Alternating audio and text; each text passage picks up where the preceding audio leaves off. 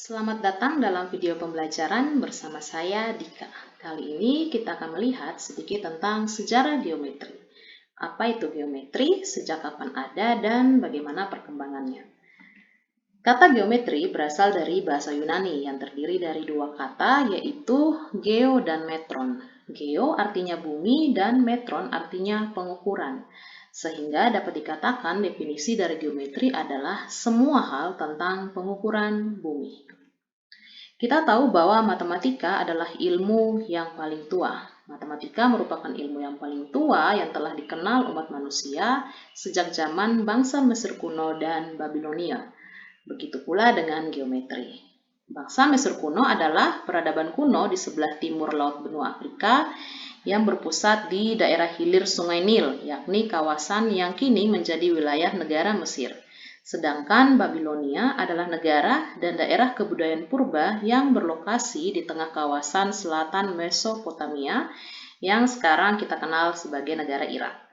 Bangsa ini telah mengenal geometri dalam hal masih berupa geometri praktis atau geometri yang muncul akibat pengalaman hidup orang-orang pada waktu itu.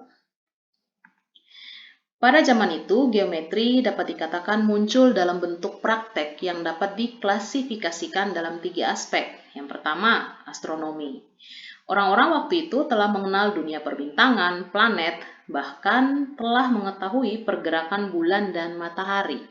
Bangsa Babilonia kuno menggunakan perhitungan geometri untuk melacak planet Jupiter sebagai contohnya. Sebuah tablet dari tanah liat diukir dengan sistem huruf paku bangsa Babilonia, yaitu tulisan cuneiform, menunjukkan bahwa mereka cukup maju dalam bidang astronomi.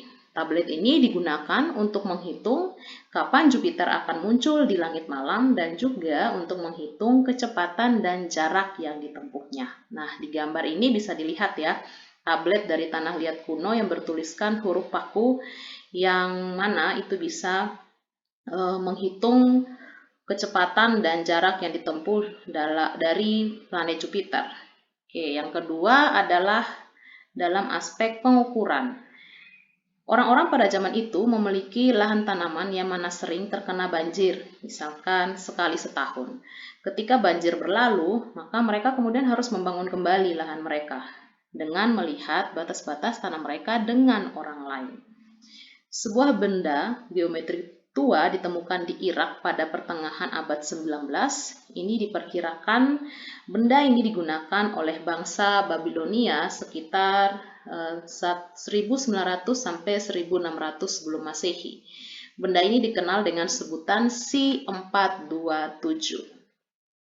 Nah, benda ini digunakan untuk menggambar batas yang akurat, di mana benda ini diukir dengan 3 set rangkap 3 Pitagoras. Seperti terukir pada C427, yaitu 3, 4, 5, bilangan 8, 15, dan 17, dan bilangan 5, 12, dan 13.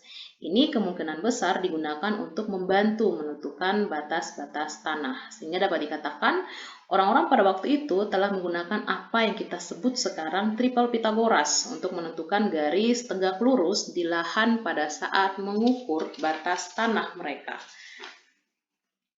Yang ketiga adalah bangunan. Zaman dulu orang-orang Mesir sudah dapat membangun bangunan-bangunan dengan ilmu geometri yang cukup tinggi. Kita bisa melihat piramida, Sphinx, begitu juga dengan bangsa Babilonia, ada candi-candi dan kanal. Walau tidak dapat diketahui datanya seperti apa, teman-teman, namun bukti nyatanya bisa dilihat hingga kini. Oke, selanjutnya geometri berkembang yang tadinya sebagai ilmu praktis menjadi sebuah ilmu yang tidak hanya dikenal dari aplikasinya dalam dunia Mesir kuno dan Babilonia.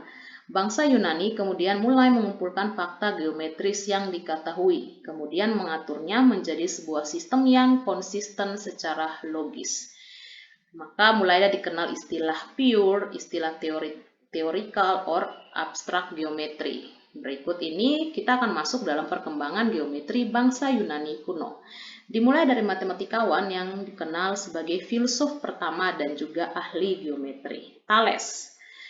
Thales adalah seorang filsuf yang dikenal tidak hanya sebagai seorang filsuf, namun juga sebagai ahli geometri, astronomi, dan politik. Pemikiran Thales dianggap sebagai kegiatan berfilsafat pertama dan disebut sebagai bapak filsafat, karena mencoba menjelaskan dunia dan gejala-gejala dalamnya tanpa berdasar pada mitos, melainkan pada rasio manusia. Temuannya dalam geometri adalah teorema yang kita kenal sebagai teorema Thales. Ya, salah satu teoremanya itu adalah sudut yang dilukis dalam setengah lingkaran adalah sudut siku-siku. Matematikawan Yunani berikutnya adalah Pythagoras. Ya, kita sudah tahu sama-sama ya, paling sering kita dengar dari zaman kita sekolah SD ada namanya rumus atau teorema Pythagoras. Filsuf dan ahli matematika ini memiliki komunitas yang bernama Pythagorean. Mereka melakukan banyak pembuktian-pembuktian.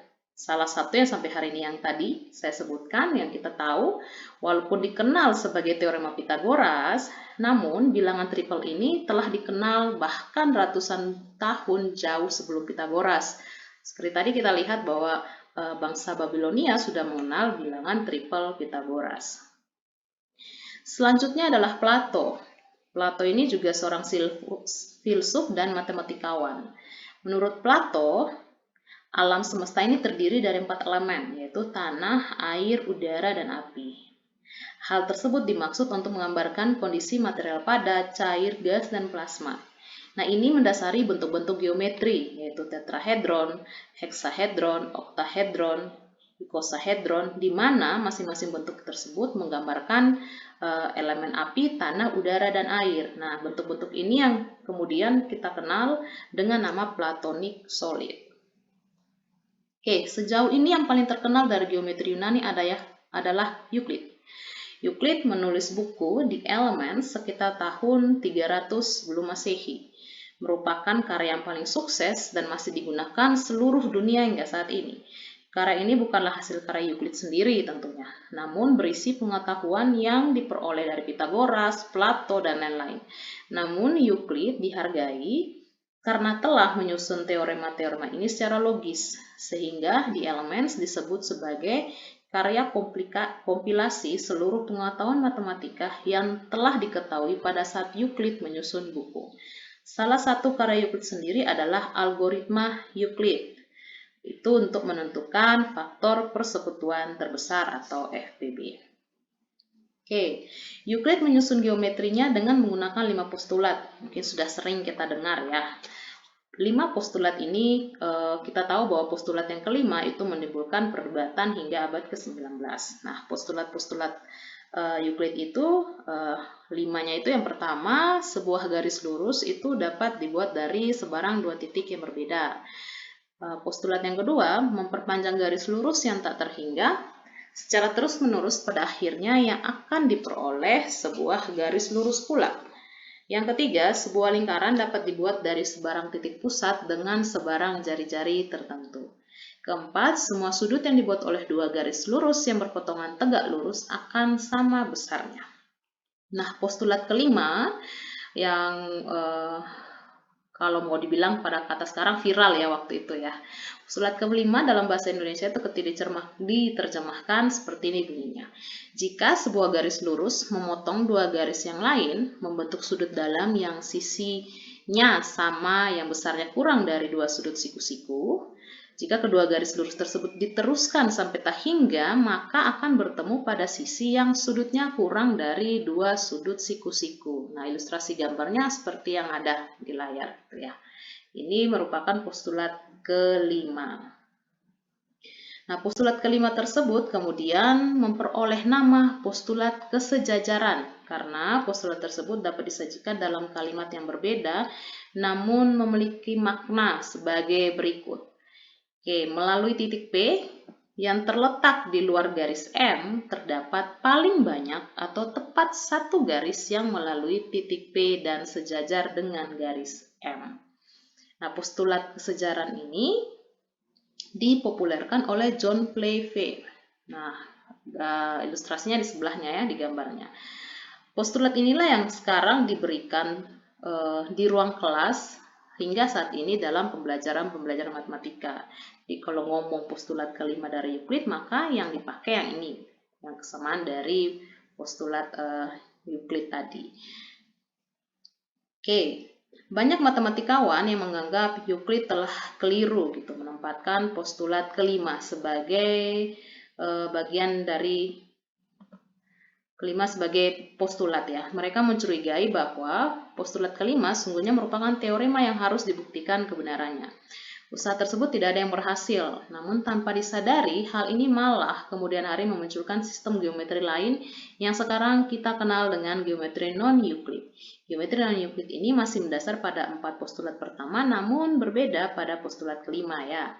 Oke, perkembangan matematika setelah Yunani, kemudian di bawah kekuasaan Romawi menjadi redup ya, kemudian perkembangan matematika terjadi di Arab dan India. Sebelumnya tadi tentang geometri non-Euclid, nanti itu pembahasan kita bisa bahas di video yang selanjutnya. Kita lanjut ke perkembangan geometri setelah dari bangsa Yunani itu ke negara-negara Arab dan juga negara India. Oke. Salah satu matematikawan Arab yang terkenal dan memiliki andil dalam perkembangan geometri adalah Al-Khawarizmi. Ini dia juga dikenal sebagai Bapak Aljabar. Penelitian dari Al-Khawarizmi dianggap sebagai revolusi besar dalam dunia matematika. Dia menghubungkan konsep-konsep geometri dari matematika Yunani kuno ke dalam konsep baru. Penelitian-penelitian Al-Khawarizmi menghasilkan sebuah teori gabungan yang memungkinkan bilangan rasional-irasional, besaran-besaran geometri juga diperlakukan sebagai objek-objek aljabar. Oke. Selain Khawarizmi, masih ada matematikawan Arab lainnya yang akan kita bahas dalam video lain, itu mengenai perkembangan lanjutan dari geometri Euclid, khususnya postulat kelima tadi dari si Euclid. Oke, kita sudah melihat perkembangan geometri dari geometri praktis zaman bangsa Mesir dan Babilonia, kemudian masuk dalam masa geometri, di mana geometri menjadi sistem yang konsisten secara logis pada masa bangsa Yunani dan juga bangsa Arab.